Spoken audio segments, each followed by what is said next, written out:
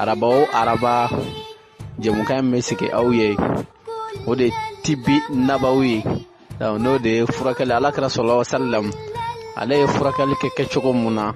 ani alikuranɛ yɛrɛ y'a ɲɛfɔ cogo mun na a bɛna labɛn maa min fɛ o de ye an karamɔgɔkɛ o de ye Mahamudu Ture Habatu Sauda numéro 1 a bɛna labɛn o de fɛ ɲininkali kɛbaga o de ye a balimakɛ Sulemani Tarawele n'o de ye Muluku Sulemani Tarawele araba o araba nɛgɛ kaɲa 21 a b'a lajɛ direct la page sanfɛ Facebook la direct la n'o de ye Aga TV fo ka taa fara Bashir TV kan ni ye jɛmukan kura ye o bɛna sigi an balimaw ye ni jɛmukan in kana fɔ maa si kɔ dɛ jɛmukan in yɛrɛ nafa kama n'a bonya kama Bashir TV ani Aga TV aw nali kɛra hɛrɛ ye.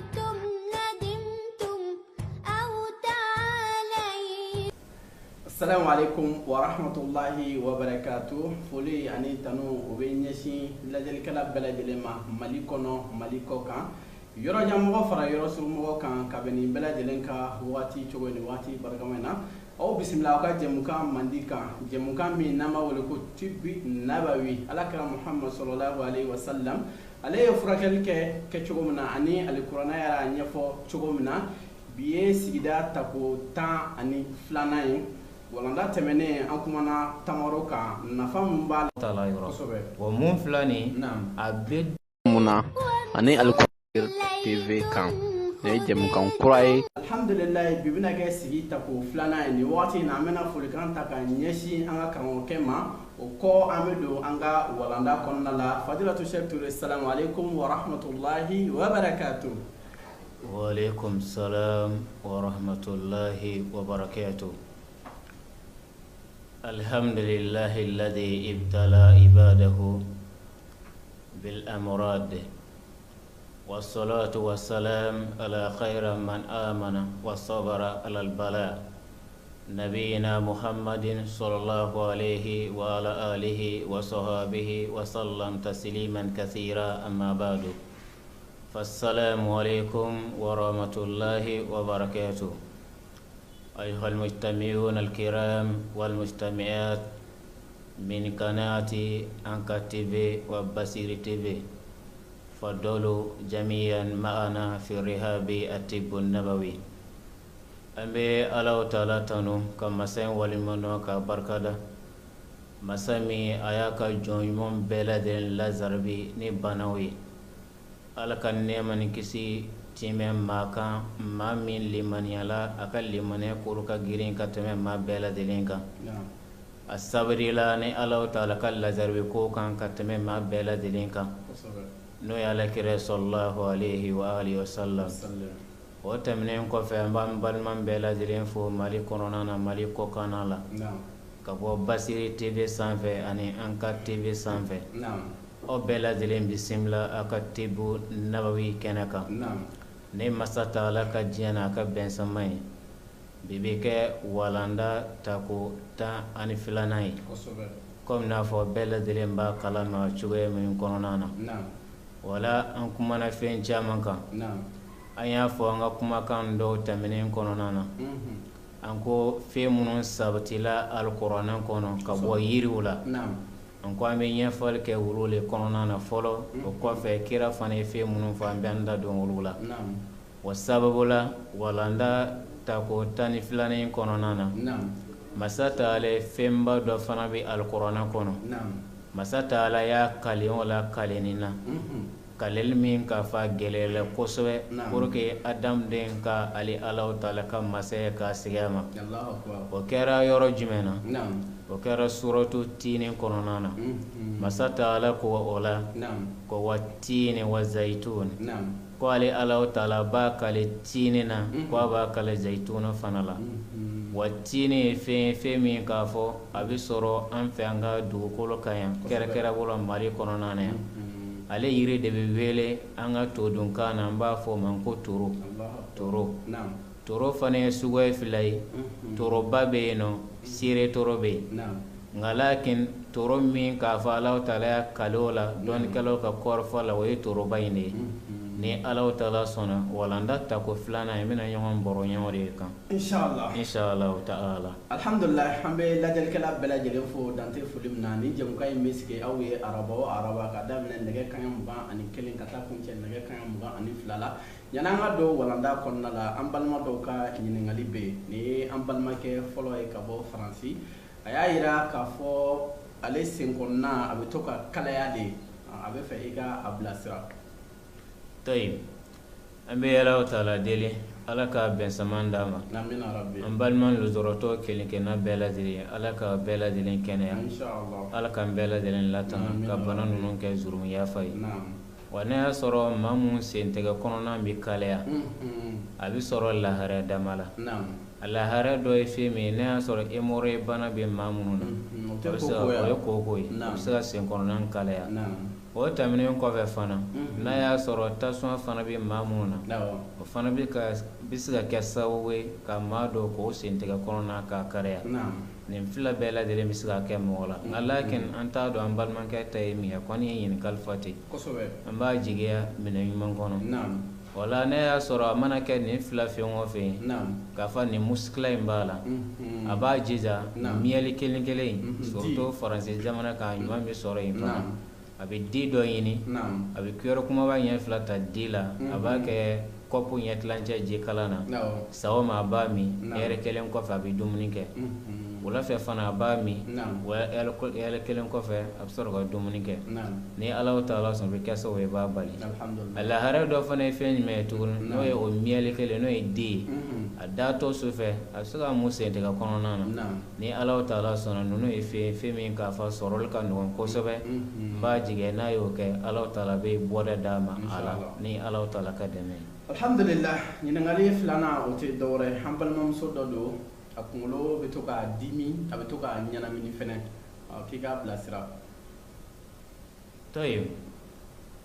an bɛ Ala deli Ala k'an n'an balimamuso tanga inshallah ko a kunkolo bɛ kan ka dimi kunkolodimi fana ye laharɛ dama dama ye kunkolodimi dɔ bɛ yen i b'a sɔrɔ kunkolodimi sample don tɛ kunkolodimi dɔ fana bɛ yen i b'a sɔrɔ setana kunkolodimi don a t'a dɔn nka fɛn kelen mun don wala an bɛ fɛn fɔlɔ mun ɲini an balimaw fɛ n'o bɛ ɲininkali fana di u ka différence kɛ ko in kɔnɔ kosɛbɛ pour que jaabi fana ka nɔgɔya wala n'a kɛra nin kɔni fila fɛn o fɛn maa min ta ye kunnafɛn ta ye fɛn dama dama bɛ k'a la kunkolo b'a dimi fali bɛ girinya ɲɛnamini min filɛ nin a b'a fɔ o b'a sɔrɔ tigilamaa kɔ bɛ se ka ja wa a bɛ sogo ka caya fana fali fana bɛ kalaya nin bɛɛ lajɛlen bɛ se ka k'a kɔnɔ wala a bɛ to ka dimi a yɛrɛ ma fana nin bɛɛ lajɛlen bɛ se ka k'a ne nin sɔrɔla maa min na o tigi ta ye setani bana n'a nasira ye nka ne nin ma sɔrɔ min na caman bɛ yen i b'a sɔrɔ fɛngɛ dɔ kunkolodimi sample don wa ne maa min bɛ nin laharɛ kɔnɔna na sisan mana kɛ fila fɛn o fɛn ni Allahu Ta'ala ka dɛmɛ ye an bɛ min fɔ a tigi ye a ka seliji matarafa a ka Ala kosuma fana matarafa a ka seli waatiw fana matarafa a kɛ waati o kɔnɔna na o tɛmɛnen kɔfɛ Tibu Nabawi kɔnɔna na yiriw bɛ yen yiri mun bɛ yen ni Allahu Ta'ala sɔnna a tigilamaa bɛ bɔda sɔrɔ nin ko in na surtout yɛrɛ an bɛna don walanda min kɔnɔ kɛrɛkɛrɛ bolo ma a dɔ la o tigilamaa ka fura bɛ sɔrɔ nin kɔnɔ nka lakin ka kɔngɔ bɛɛ lajɛlen fɛn dɔ bɛ sɔrɔ an fɛ an b'a fɔ an ko bɛnɛfuti karanfoli wala an delila ka maga la a tigilamaa b'a mugu bɔ mugu bɔlen u b'a kɛ jikalan na sagoma kɛri fitinin ɲɛ kelen kɔpu ɲɛ tilancɛ ji kɔnɔ u b'a k'a la sagoma u b'a min wula fɛ u b'a min ni Ala sɔnna Allahu Ta'ala bɛ bɔda dɔw ma kɔnɔna na inshallah ta'ala. Alhamdulillah ni ɲininkali damadɔ de kun an y'o sɔrɔ inshallah ka bɔ an balimaw yɔrɔ. Tayyib an bɛ Allahu Ta'ala deli Ala k'an ka baara ninnu bɛɛ lajɛlen diya Ala ye inshallah wala an ko ni Allahu Ta'ala sɔnna wala an ka tako 12nan in na an bɛna kuma min kan o ye toro de ye tin wala an ko Allahu Ta'ala ya kanto al-Qur'an kɔnɔ wa tin wa zaitun wa turu sinin masa Ta'ala ko ale y'a kale tin na n'o ye toro ye ko a y'a kale zaituna fana la ko a y'a kale turu sina kulu fana la turu sina ye kule Allahu Ta'ala ni Nabilahi Musa ɲɔgɔn kuma ɲɔgɔnya yɔrɔ mun na o kuluba in a bɛ sɔrɔ Falasitini dugukolo kan Allahu Ta'ala ko a y'a kale o la dɔnnikɛlaw ko Allahu Ta'ala mana kale a ka danfen dɔ la o bɛ o fɛn bonya de yira Alahu Taala yɔrɔ wa mun filɛ nin ye a bɛ diya Ala ye a b'a kale fɛn na min ka di ale Alahu Taala ka danfɛnw na nka a tɛ bɛn adamaden ka kale fɛn na min tɛ masa Taala ye wa mun filɛ nin ye sa قال العلماء دون كلاكو ولم يكن تين بأرض الهزاء والمدينة كو تين مو فلان ني توروي ko fɛn min don a bɛ sɔrɔ diɲɛ fan caman na nka kɛrɛkɛrɛ bolo ma min ye Hijazi jamana ye ani Madina kɛrɛkɛrɛ bolo ma ko a tɛ sɔrɔ o dugukolo ninnu kan wala jamana bɛɛ n'a yiri don o tɛ kabako ye misaliya bolo ma Mali yirinin b'an fɛ Mali kɔnɔ yan nka i bɛ taa jamana dɔw kɔnɔ i t'a sɔrɔ yen wala ko ninnu bɛ ten de o mun fila nin misaliya bolo ma an bɔra ka olive walanda kɛ an ko olive a bɛ sɔrɔ tubabu jamanaw caman kan arabu jamanaw kan nka an fɛ Mali kɔnɔ yan fana ti yan a ko bɛ ten pɔmu sun fila nin a bɛ sɔrɔ arabu jamanaw kan est-ce que a b'an fɛ yan wala n'an y'a ta an b'a sɔrɔ kabako tɛ jamana bɛɛ lajɛlen n'a yiri don ko ale ye yiri min k'a fɔ a tɛ sɔrɔ nin dugukolo ninnu kan o tɛmɛnen kɔfɛ fana walam yati lahu zikruhu fil qur'an illa marratan wahidan fakat fi mawdi wahid wa ale toro kelen mun fana filɛ nin ye Alahu Taala a ma lankale kuranɛ kɔnɔ fan si la fɔ yɔrɔ kelen pewu ale y'a lakale yɔrɔ kelen pewu de la alikuranɛ kɔnɔ o cogo kelen fana la na suran kelen pewu de fana na alikuranɛ kɔnɔ n'o ye suranti tiini min filɛ nin ye an bɔra k'a kuma fɔ nin ye wa ni kuranɛ ma bɛɛ lajɛlen lajɛ i b'a sɔrɔ tiini kuma nana fɔ o sura in de kɔnɔ a b'o yɔrɔ kelen de fana la wa mun filɛ nin ye an k'a dɔn k'a fɔ o fana ye kodɔn dɔ de ye masa Taala y'a kɛ kodɔn min kama ale Alahu Taala kelen pewu de b'o dɔn wa ni Alahu Taala mana fɛn kɛ kɛcogo mun na a bɛ anw ma an ka limaniya ka sabari n'o ye ni Alahu Taala ka diɲɛ a n'a ka bɛnsama ye tayi o tɛmɛnen kɔfɛ a sawutira fana qala ba'd al-ulama dɔnnikɛlaw dɔw y'a fɔ u ka kumakanw na ko wa zakara an Abi Darda ko Abi Darda wa alakira ka sahaba dɔ ye sallallahu alaihi wa alihi wasallam ko ale ye a lakale k'a fɔ ahadi ila nabiy sallallahu alaihi wa alihi wasallam tabaka min at-tini ko ala kɛra nɛɛma ni kisi b'a ye ko ala kɛra ko dɔ ye toro tobilen dɔ di ala kɛra ma nɛɛma ni kisi bɛ toro den dɔ y'a kɛ kado ye k'a di ala kɛra ma sallallahu alaihi wasallam ko la ala kɛra y'a kanto sallallahu alaihi wa alihi wasallam a ko kullu wa aqalu minhu ala kɛra ko nɛɛma ni kisi b'a ye ko a k'a jija toro mun k'a fɔ o nana di ne ma ni kado ye aw sɔɔbaw a k'a jija a k'a dɔn wa akalla minhu ala kɛra sallallahu alaihi wa alihi wasallam ale fana ye dɔ dun ka bɔ toro in na ko la ala kɛra sɔrɔla k'a fɔ tuguni wa qala law qultu innal faqiyata nazalat minas samai qultu hada ko ala kɛra ko nɛɛma ni kisi b'a ye n'a y'a sɔrɔ ni kira kun b'a fɔ sallallahu alaihi wa alihi wasallam k'a fɔ yiriden min k'a fɔ yiriden kɛnɛ min k'a fɔ a jiginna ka bɔ alijinɛ kɔnɔna na ni kira kun b'a fɔ toro den de don k'a fɔ min bɔra alijinɛ kɔnɔ ni Abu Darda ale ka a kumakan ye nin ye dɔɔnikɛlaw ye nin fɔ ko ka d'a kan mun na ala kɛra ko sallallahu alaihi wasallam ko ka d'a alijinɛ yiriden ninnu ko ŋɔni tɛ sɔrɔ o la o dun dala ka di o yecogo fana cɛ ka ɲi o ye cogoya kelen na ko ala kɛra sallallahu alaihi wasallam fa kullu minha a ko a k'a jija a k'a dun o tɛmɛnen kɔfɛ a ko fa innaha taqitu bawasir ko toro den min filɛ nin ye ko a bɛ kɛ sababu ye n'o ye hémorroïde bana ye koko bana ye ala kɛra ko sallallahu ko a bɛ kɛ sababu ko a b'o tigɛ o kɔrɔ ye a b'o lakɛnɛya a ko tuguni wa tanfa'u min nakirasi fana ye bana ye ala kɛra ko sallallahu alaihi wasallam ko a bɛ kɛ sababu ye a b'o bana fana nafa a b'a fana kɛnɛya Abu Darda ye nin fɔ Ibn Qasim al-Zawdiya a nana nin a ka kitabu kɔnɔ kitabu min bɛ wele Tibbun Nabawi li Ibn Qayyim al-Zawdiya ale nana n'a ye a ka kitabu kɔnɔ nin kumakan ye a kɔnɔ ka bɔ Abu Darda yɔrɔ nka nin hadisa ye indal ulama wa ahlul hadisi don kala yoro ni hadisa don kala baw yoro o ya fo ko ni hadisa mun flani ko amankene nga inda ahlul ittiba dogotoro yoro ko hanna sura mankene bara bisga kena e kadaka nafa do sorola nafa munombe ka fo torobi ulu furake o dobe nin nafa bi ulu do kononana alaka don kala ko te dogotoro ko te wana ni takale amba soro Qur'ana haya nana mimi turo ko foyen anta minoga amba soro fana kuma kan do fana na atharu do fana bi no do fana bi soro no min kafo no fana bi turo ko foyen sawawun kana idana kera kafo o no yika kene de o kuma kan yika kene o be na soro man kene o kuma kan do kono soro lala lakin ade saddon kalo yoro koni kuma kan min kafo asemeni ti 5 ko amman kene ni Allah Ta'ala ka jana ka ben samay ngalasa docteur ko hanna man kene ko bara be kenaye kadaka nim bana nunu fi'o fe flani ka fa fora nin kono ne kuma kan kono ko toro be kasbo abi ni kelike na bela dele aba kene ya ni Allah Ta'ala ka jien anaka ben samay tayib anya fo an ko be kasbo we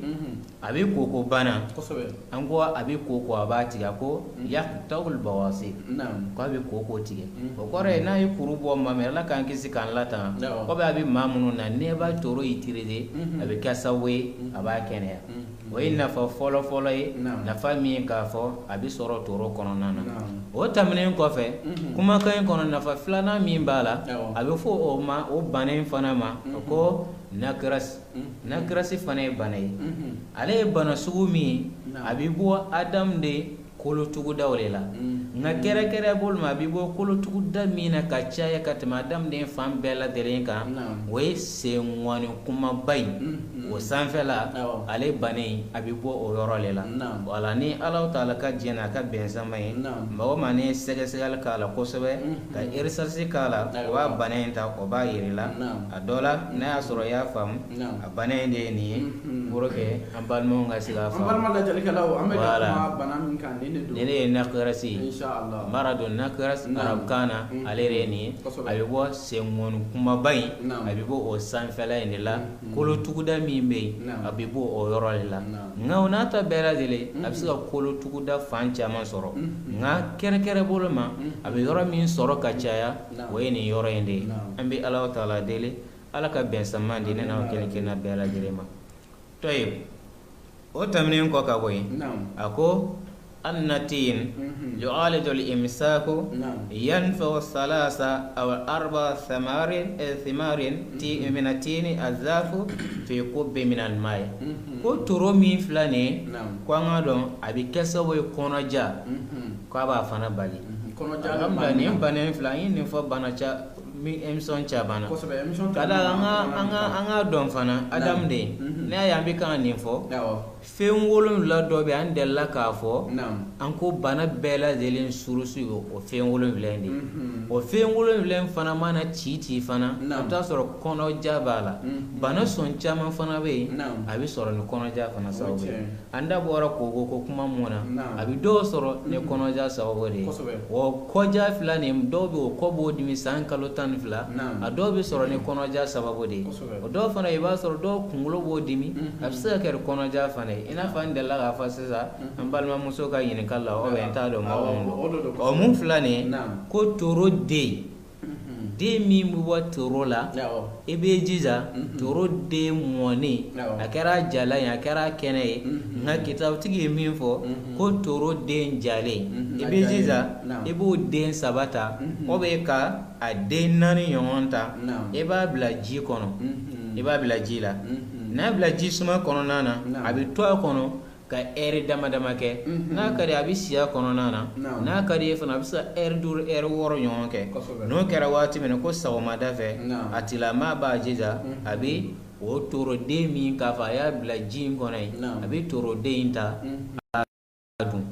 abadun sawma ani wala fe ne ala ka dame abi kasawe abi kono jaya babali na ya dun o kofe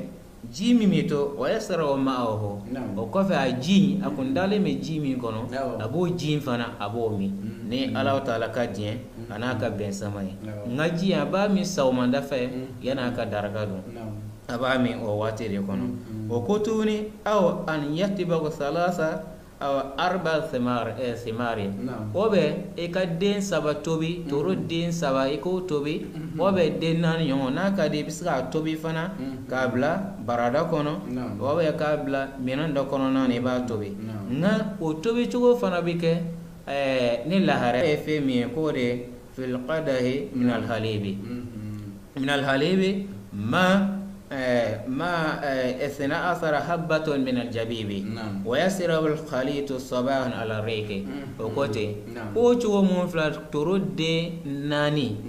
obe adin saba nyongo ifsira bla minan do kono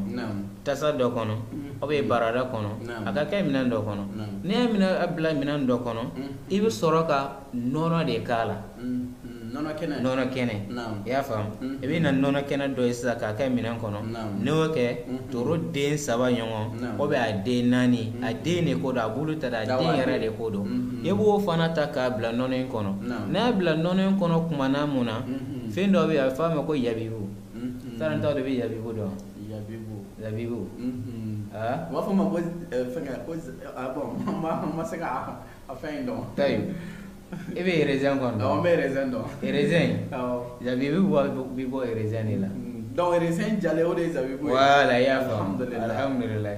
rezen manaja akene na jara wati mina toko be wele ko yabibu akene be wele ko inabu arabkana inabu ala misale da fan ma alquran ko ale inabu kele no erezen kele erezen kene mi amba kilo kele sa keme segi dimi keme nani o kene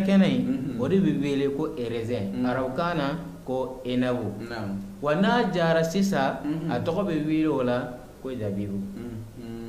ajale erezen jale ayafam ma'zul fifa min al inabu min jara kabo inabu kononana ode be wele ko ko yabibu ebo den tani fla yon fanata ka bla nono kenen kono ka faro toro den ka den tani fla ale den tani fla don ke ro refo aw ne mi kitabu kono kitabu mi wele ko tadawi bil asabi wa tibul qadim abori kononana tadawi bil asabi wa tibul qadim wa bi kitabu mi mitlan ka wa Egypti jamanaka wa mun fla kuma kan bori kono ko la tigala ma bo blo kono ka kale ube ka tobi nai wala na akero chugela sawmada fe abi soroka ajimi o kofe abi toro de abi soroka fanata aba dungo chugo kelena wala kono jamana ke laharala ni Allah taala ka dame ala be boda de atigala mama ni sira filare do asira folo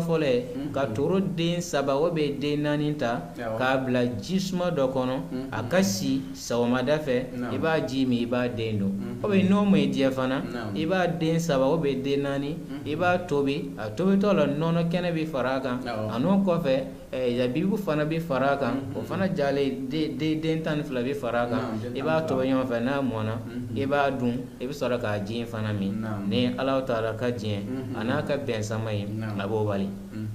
tayib o tamne ko ka boy bana garbe intoni torobi ka sawabe abe bana min fana ba furake o wele qal ilazu kasal al ma'a wa yaqtaw 8 ثمار من التين الزاف إلى سرائل التغامس في زيت زيتون ما إضافة بدع سرائب من الليمون وتتركه لمدة ليلة الكاملة وفي الصباح تأكل هذه السرائر على الريق وكوتي نفني بنا مين كافو أبي أدم دين سورو كره بول ما وأدم دين كونو باري ما مين بي كافو كونو سيلندو dobe otisa ka dumuni ke nugu silendo furo ke ga fam nan wala nan nugu silendo o chugela kwa ngado ngafo tini mun flane no toro mun flane nugu sille fana bi kɛ sababu a b'a bali pour que a daminɛ i ka se ka dumuni kɛ ka caya o kɔrɔ ye fɛn jumɛn ye sisan ko toro den min filɛ nin an bɛ ka kuma kan ko toro den 7 a den 7 a den jalen n'i m'o sɔrɔ a den mɔni kɛnɛ kɛnɛ yan'a ka ja i b'o den 7 tɔmɔ 1 2 3 fo ka se 7 ma n'i y'o ta kumana mun na ko i bɛ sɔrɔ ka a fara k'a kɛ ci pour que k'a faamu i bɛ sɔrɔ k'a kelen kelenna bɛɛ lajɛlen kɛ ci n'i y'a kɛ ci sara yɛrɛ de k'a kɛ ci i y'a faamu fɛn i n'a fɔ tamaro b'i bolo sisan ka tamaro fara k'a cɛ ci k'a kɛ 2 ye n'i y'a kɛ ci o cogoya la ko i b'a bila zeyituna tulu la olive tulu ko i b'a bila o la n'i y'a bila zeyituna tulu la waati mun kɔnɔna na o kɔfɛ lemuru kumuni fana i b'o fana den kelen ta i b'a tigɛ tigɛ n'i y'a fana tigɛ tigɛ k'a bɛɛ kɛ tigɛ tigɛ fitininw ye a bɛ se den kelen a bɛ se ka kɛ tigɛ 3 ou bien 4 ou bien 5 ɲɔgɔn ye i bɛ sɔrɔ k'o fana fara a kan ko n'i y'a fara a kan kumana mun na wa tatrikuhu limudatan laylatul kamila i bɛ sɔrɔ ka a don olive tulu in kɔnɔ ni su kelen dafalen o kɔrɔ ye fɛn jumɛn ye depuis wula fɛ sisan yanni fitiri ka se i bɛ se ka toro den 7 in ta k'a kɛ tigɛ tigɛ k'a tigɛ tigɛ k'a fara fara k'a bila olive tulu kɔnɔ n'i y'a bila olive tulu kɔnɔ i bɛ sɔrɔ lemuru kumuni fana tigɛ tigɛ k'o fana k'a kɔnɔ wa i b'a kɛ minɛn kɔnɔ la k'a datugu fo ka taa se dugu jɛlen ma ne dugu mana jɛ kumana mun na ko i bɛ jija i b'a ta sɔgɔmada fɛ i b'a dun toro den tigɛ tigɛlen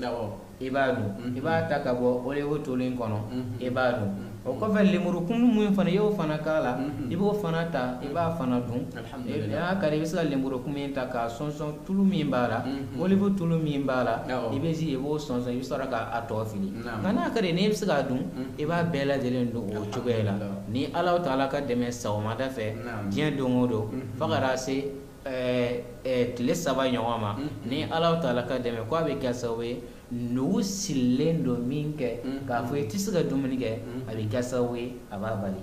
an b'a sɔrɔ o fana ye nafa ye nafa min k'a fɔ a bɛ toro kɔnɔna na inda ahlul i'tibar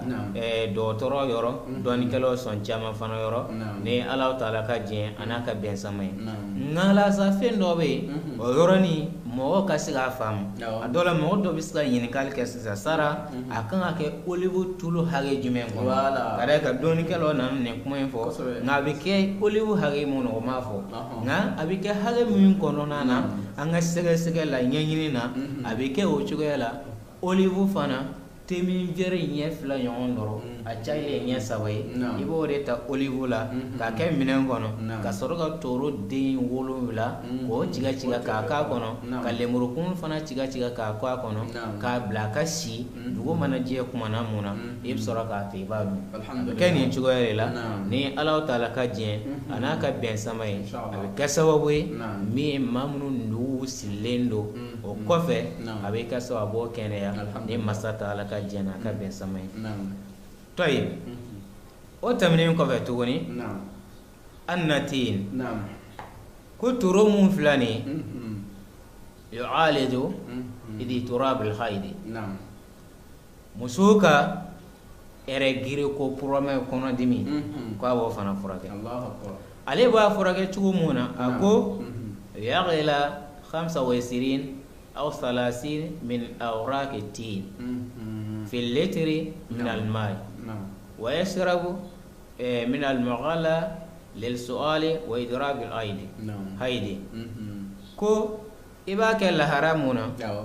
تورو بلو ne bulu de toro bulu de 25 toro ba de ko do toro bulu 25 toro ba de toro ye a bɛ sɔrɔ village kɔnɔnaw na hali Bamakɔ yɔrɔ dɔ a bɛ sɔrɔ o b'ale de tigɛ k'a di baganw ma wa a bɛ sɔrɔ Kita yan fan fana na kosɛbɛ a bulu ka bon kosɛbɛ wa mun filɛ nin ye k'a b'o bulu den 25 ɲɔgɔn ta o bɛ den 30 ɲɔgɔn n'a y'o ta a la a tigilamaa b'a bila ji 1 litre de kɔnɔ ji 1 litre la ji 1 litre naam ne ya ko kono atilama bi sura ka tobe ya kono de aba tobe na ya tobe wati mina a tobele ngamo sawma dafe atilama ba ajija aba ami amini me ka sawe abi fem folo mun ke folo wayna soro sogo be mamuna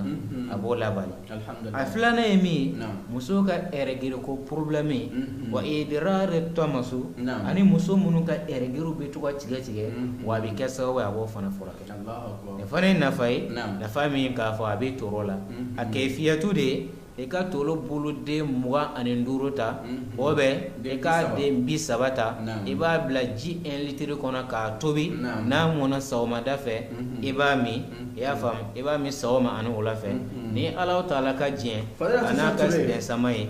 ka sawawi abo fana ba fa nyani ga tame yoro la e ka kuma konna la ya afo 1 litre yalma iba mi temi verle walma iba mi kofu de la toy na ya bla 1 litre kono sesa na tubula kamo iba ji mi ko flade min ko fla 1 litre iba sanzamba na ji na tubila dobi boji mi mana boala mana ge chugu ti ba sorati teme ko fo ya tlanche haga ba toro moni mango kom na fa kangal ba chugo doro a moni mango wani ya sense wala sesa ibi sigin ka ji ne ke minen kono kera bisa ke jiflen kono na kera jiflen tlanche ibo tlanko flade ke ibi sorga fankele mi sawma fankele ndoy iba mi wala fe ngala sa mo ka la harati kele na ka de mami ibsa bela dele fana mi yon fe doron kele kono nana ni alaka deme anaka be samay toy we fana na fay na fami ka fo abi soro finge kono nana to fe toro kono nana toy o tamne ko fe to ni ko toy ambe wa fe nkoron ka be ama ko o tamne ko fe toro kelen mun flani ko nga do nga fo abi keso we abi bana wara kanaya wa yanfo min al waswas waswas bana be mamununa siga bana o be mamununa kere o soro setan bana fan fela toro bi keso we abo fana furaka o ko fe wa yanfo maradu sorhu we kirkira masya bana ben mana be mamunun soro toro bi keso we abo fana furaka wal jununi ani fa dona mamuna fa mana do mamuna tanke na make doroku ka fai ya fam basu wutila mawta o ka fen la yini ngano konte na setan bana de karasawe ka fa wulati la ni alaka dame toro bi kesawe abo fana forake wa yanfa min al istisqa wa ibana andala ka bana fana fo bana min ka fa ba dam ne fali aba funu fani tege blala no we wala o mun flani ko bi kesawe aba fana forake o tamne ko fe tugoni akol labanu tin toro nono ko mun flani mal asar yanfa al ghasawati al ratibati fi al aini jijama min bubo toro la toro bulu kene sa ne ya tige ibta soro jijama ndo be wala ko be ade ne ya tige yoro jijama ndo be wala abi fode ma ko nono o mun fana filani ko ne ya fana ni asal farayonga mier farayonga mamuno be ka fo o nyew datugule no faraka bo o nyinga ko ba ke nyen ngono ko be ka so wa be faraka fana wuli aba bo nyega alhamdulillah ni yara mun filani ay mawdo yo be ni korbo wala an fe yara sisa dala kam ma doye abi nya furakel leke abi nya furakel ke mi ge ne ayini ko sara le ka nya furakel chugo ba ke chugo jumene la wala asora ka foye ko ale ba ta ke ni ke chugo ne la fana ko ngo tayo e ya don chugo jumene la kono ko ale ya don chugo mono ko na nasuru luka faso kono luka bara le tu nya furakel ya ale asora fa de fe ngo tayo abi na fu ifai ben saman soro ni ko ina kadaka ne fana de la ka ye kitabu kono abike ni ke chugo ya ni fana olo mun flani mama wa ma faraka ba ti nya ka ne be ni ke abike sawa ba wuli ka bo nya ka ni Allah taala ka deme kuma la sura la tuni abike sawa li ju'alul salalil asalalil maradu salalil abike sawa wi abo fana furake fejme ma furake wi turo a nono ji jama min bɛ bɔ toro la o de bɛ kɛ sababu a b'o fana furakɛ a b'a furakɛ lahara jumɛn de kɔnɔ i bɛ a nɔnɔ in bɔ a ji jama in bɔ dɔrɔn marido salali b'a daminɛ fan min na i bɛ sɔrɔ k'a mɔ a la tile kɔnɔ siɲɛ 2 ni Alahu Taala ka dɛmɛ ye a bɛ kɛ sababu ye a b'a furakɛ ale fana ye bana min don a bɛ bɔ a daminɛ farikolo de la kosɛbɛ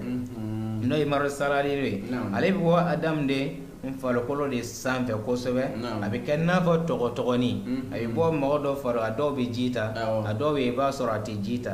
a bana in de filɛ nin ye pour que a ka se k'a faamu voilà inshallah an balima lajɛlikɛlaw donc an bɛ ka kuma bana min kan nin de don voilà a bɛ fɔ nin de ma ko maradul salali o mun filɛ nin ye an bɛ Alahu Taala deli Ala ka bɛnsaman di Ala k'an bɛɛ lajɛlen kisi k'an latanga ka bɔ a ma tɔyib toro a tulu a fɛngɛ dɔrɔn a nɔnɔ dɔrɔn i b'o de mɔ a la maratayn fil yawm sabahan wal masa a n'o kɔ bana wɛrɛ bɛ yen tuguni ka fara a kan a bɛ fɔ o ma ko maradul quba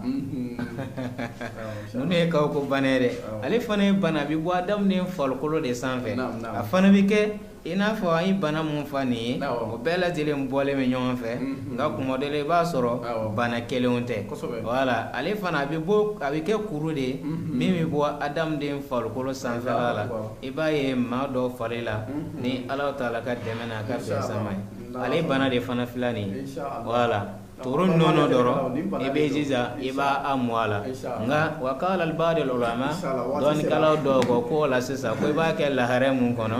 ko i bɛ toro den ani ka fara kasr roman gernati voilà ale fara de kan i b'o tobi ɲɔgɔn fɛ dɔrɔn a tilama b'a min a b'a mun farikolo in fana la a b'a kɛnɛya an bɛ Alahu Taala deli Ala ka bɛnsaman d'an ma lil hadith baqiya fa in kana lil umur bil baqiya hada wa salli wa sallam ala nabiyyina Muhammadin wa alihi wa sahbihi wa sallam. Alhamdulillah balma lajɛlikɛla bɛɛ lajɛlen Mali kɔnɔ Mali kɔ kan Aga TV fo ka taa fara Bashir TV kan aw garisɛgɛ donna mun na o ye nin de an bɛ Alahu Taala deli walanda nata Ala k'o don ne ni aw bɛɛ lajɛlen garisɛgɛ la an b'a fɔ assalamu alaikum wa rahmatullahi wa barakatuh a k'an bɛɛ o waati wɛrɛ shukran. Araba o araba jɛmukan in bɛ sigi aw ye o de tibi nabawi n'o de ye furakɛli Alakira sallallahu alaihi wasallam ale ye furakɛli kɛ cogo mun na ani alikuranɛ yɛrɛ y'a ɲɛfɔ cogo mun na a bɛna labɛn maa min fɛ o de ye an karamɔgɔkɛ o de ye Mahamud Ture Habatu Sauda numéro 1 a bɛna labɛn o de fɛ ɲininkali kɛbaga o de ye a balimakɛ Sulemani Tarawele n'o de ye Muluku Sulemani Tarawele araba o araba nɛgɛ kanɲɛ 21 a b'a lajɛ direct la page sanfɛ Facebook la direct la n'o de Aga TV fo ka taa fara Bashir TV kan ne ye jɛmukan kura ye o bɛna sigi an balimaw ye ni jɛmukan in kana fɔ maa si kɔ dɛ jɛmukan in yɛrɛ nafa kama n'a bonya kama Bashir TV ani Aga TV aw nali kɛra hɛrɛ ye